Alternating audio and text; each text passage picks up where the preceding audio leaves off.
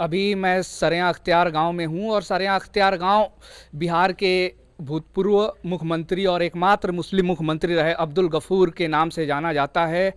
और ये बरौली सीट से हमारे साथ हैं बहुजन समाज पार्टी के उम्मीदवार रियाजुल हक जी। तो मैं सबसे पहले इनसे मैं ये पूछना चाहता हूं कि आप 20 साल तक आरजेडी में रहे और अभी बहुजन समाजवादी पार्टी से लड़ रहे हैं, तो आपको कैसा समर्थन मिल रहा है? समर्थन बिल्कुल सही मिल रहा है और उम्मीद ही नहीं, लोगों को दुआ से सीट भी जीतेंगे। ये सीट जिस गांव में अभी मैं खड़ा हूँ उनके जज्बे को सलाम करता हूँ गफूर चाचा का। उन्होंने ये सीट काट कर बनाया था मुसलमान के लिए, और कांग्रेस के ज़माने से लेकर जनता दल के ज़माने से लेकर राष्ट्रीय जनता दल हरदम मुस्लिम उम्मीदवार को यहाँ टिकट मिला।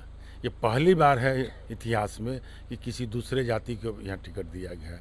इसको लेके मैं अपने विधायक बनने के लिए नहीं, इसलिए कि मैं खुद एक से MLA हूँ। मैं नौजवानों को भविष्य के लेके, इस क्षेत्र के सेफ्टी को लेकर ही चुनाव में लड़ रहा हूँ। जी बिल्कुल। और एक और मेरा प्रश्न ये है कि आप आरजेडी में पहले 20 साल तक आप आरजेडी में रहे, लेकिन अभी आप अलग बहुजन समाज पार्टी से लड़ रहे हैं, तो इस बार आपका चुनावी मुद्दा क्या है बरौली के लिए? मेरा चुनावी मुद्दा सबसे पहले ये है कि इस सीट को बचाओ। आगे वाला मेरा भविष्य नौजवान कोई भी लड़ना चाहेगा तो कहाँ जाएगा? गफूर चाचा ने इसी सोच करके इस सीट को बनाया था। पहली लड़ाई वही है, उसके बाद विकास के काम होते रहेंगे। लेकिन ये भी हम माइनॉरिटी की बात कर रहे हैं। आप 20 साल तक आरजेडी में रहे, इस बार आरजेडी 18 मुस्लिम उम्मीदवार को बिहार से उतारा है, जो मुस्लिम आबादी का मात्र 12% हुआ और 17% मुस्लिम आबादी है, ये पूरे बिहार में है। और 2% मुकेश साहनी जो मल्लाह जाति से आते हैं, 2% उनकी आबादी है, तो उनको डिप्टी CM घोषित कर दिया गया। लेकिन मुसलमानों के नाम पर कहीं ना कहीं अभी तेजस्वी यादव हिचक रहे हैं। तो कहीं ना कहीं ये तो है कि पार्टियों को मुसलमानों को वोट चाहिए, लेकिन मुस्लिम नाम पे ऐसा मतलब माहौल हो गया है कि लोग हिचक रहे हैं। तो इस पे आप क्या कहना चाहेंगे? मुस्लिम का वोट उनको बदबू नहीं देता है, उनको चाहिए। और मुसलमान को सीट नहीं चाहिए या कोई पद नहीं चाहिए। ये हो सकता है पूरे बिहार में माइनॉरिटी उनके विरोध कर रहे हैं।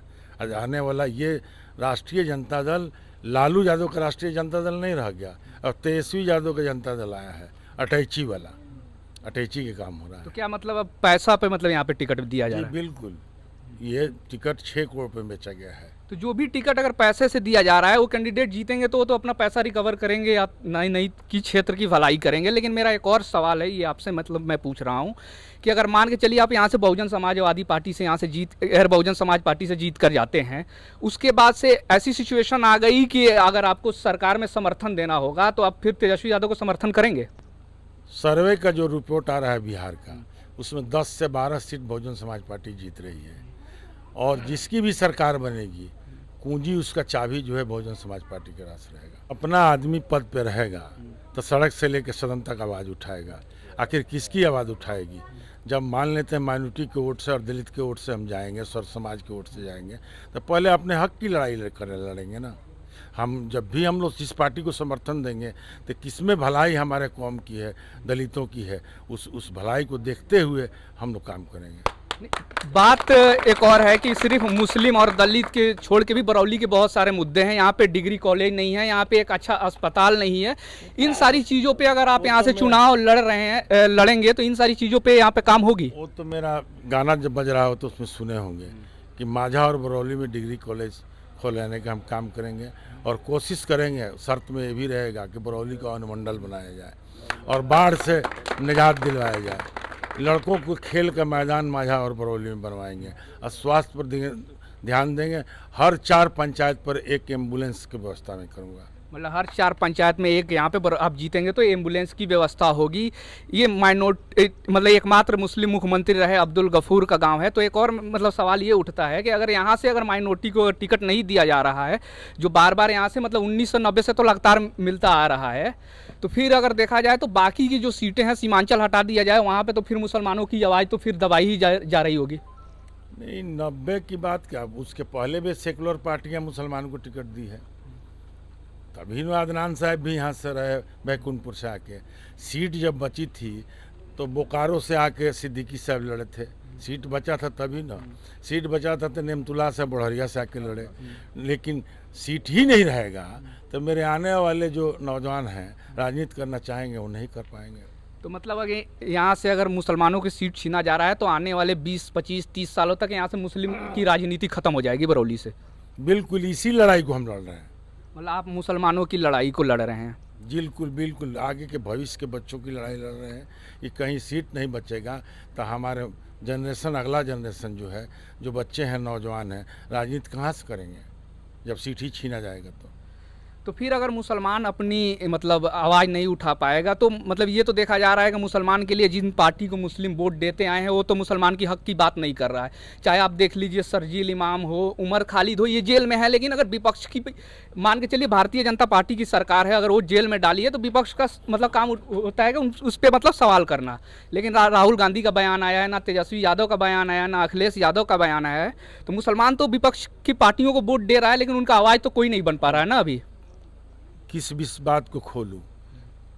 वक्फ बिल पे जो प्रदर्शन हुआ था गोपालगंज में मेरे नेतृत्व में, तो ऐसी वजह से खुद बाद में बोले कि इस तरह का प्रदर्शन मत कराइए, इस तरह कम्युनाइज वोट हो जाएगा। तो उसी समय समझ गए कि ये माइनॉरिटी का वोट चाहिए, लेकिन माइनॉरिटी के मुद्दा पर ही नहीं। तो आप मतलब उस समय पार्टी में थे तो आपको तो ये तो मतलब आवाज उठाया था। हम तो फिर बता कहाँ से रहे ये बात। हमने कहा कि भले हमको पार्टी से निकालना है तो निकाल दीजिए, लेकिन मैं अपनों लोगों के लिए, चाहे एनआरसी का मुद्दा हुआ उस पर भी आप देखे होंगे धरना प्रदर्शन मेरे ही लोग करते थे, हम खुद उसमें साथ रहते थे, प्रदर्शन में किए हम लोग। तो इन पार्टियों को लगता होगा ना कि मुस्लिम जो वोट है वो मुझे मिल ही जाएगा, इसीलिए हम लोग मुसलमान कुछ ना बोले कि जो अन्य जाति का वोट है वो भी मिले तो मतलब तेजस्वी यादव सत्ता में आ जाएंगे। मुसलमान गुलाम किसी का थोड़े होता है, ना आज तक गुलामी किया है, राजा के रूप में रहा है इस देश में, किसी गुलामत नहीं किया है। और जब ही समझ में आएगी तब से समझ सही। तो मतलब आपको यहाँ से समर्थन मिल रहा है मुसलमानों का? बिल्कुल, मुस्लिम का भी समर्थन मिल रहा है और दलित का भी मिल रहा है और सारे समाज का कहीं ना कहीं हमको कुछ ना कुछ वोट मिल रहा है जो हमसे जुड़े हुए हैं। मैं आज 30 वर्षों में जो मैं राजनीति किया हूँ, सेवा किया हूँ, इससे लोग जुड़े हुए हैं। बहुत सारे लोगों का मैं काम किया हूँ, मेरे व्यवहार से भी वाकिफ लोग हैं। मतलब एक तरफ हम भी ये भी देख रहे हैं कि आजकल यूथ की बात बहुत कम लोग कर रहा है, तो आप क्या मतलब यूथ के लिए कोई बात कर रहे हैं?